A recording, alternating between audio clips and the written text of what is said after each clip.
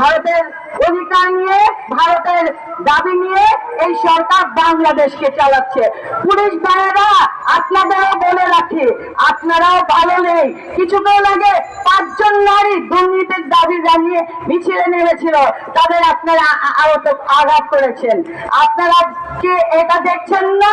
প্রথমে আজিজ, তারপরে জঞ্জির, এরপর আপনাদের দিবি হারুনেরও পালা শুরু হয়ে গিয়েছে।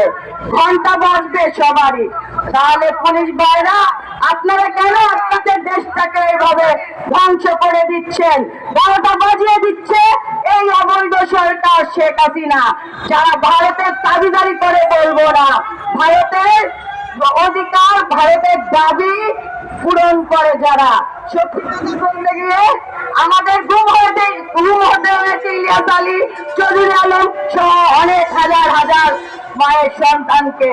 সত্যি কথা বলতে গিয়ে আমাদের সাগর রনি সহ আমাদের 7 জন সাংবাদিককে খুন হতে হয়েছে। সত্যি কথা বলতে গিয়ে আমাদের নিহত নারী শিশু সবাইকে হয় ধর্ষিত হতে হচ্ছে, নয় খুন হতে হচ্ছে। আমরা এই দুর্নীতিবাজ, এই অবৈধ সরকার শেখ হাসিনাকে মানি না। আমরা আজকে একজন বলল ভারতের পণ্য বর্জন করতে। আরে ভারত চলছে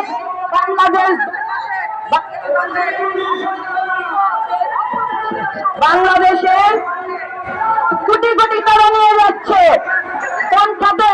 চিকিৎসা খাতে নিয়ে যাচ্ছে, হোটেল গুলাতে নিয়ে যাচ্ছে, তারা বাণিজ্য খাতে।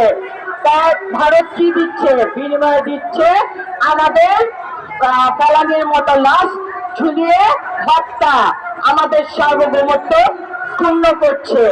আমরা গণতন্ত্রের মা দেশনেত্রী বেগম খালেদা জিয়া, যিনি এই দেশকে রক্ষা করেছিলেন, সেই রাষ্ট্রপতি জিয়াউর রহমান স্বাধীনতার ঘোষণা দিয়েছিলেন, তারই রাতে স্বাধীন হয়েছিল, একটি বাংলাদেশের সৃষ্টি হয়েছিল। আজকে সেই বাংলাদেশকে ধ্বংস করে দিচ্ছে পিশাচিনী শেখ হাসিনা, যে নাকি রক্ত চুষা ব্যক্তি। এই কারণে বললাম, সে খালি খুন খুন খুন, গুম গুম গুম, মামলা হামলা দিয়ে মানুষকে নির্যাতন করছে, আর জনগণকে না খাইয়ে, না পুরে দগ্ধ করে মারছে, আত্মহত্যা করছে ক্ষুধার জ্বালায় মানুষ।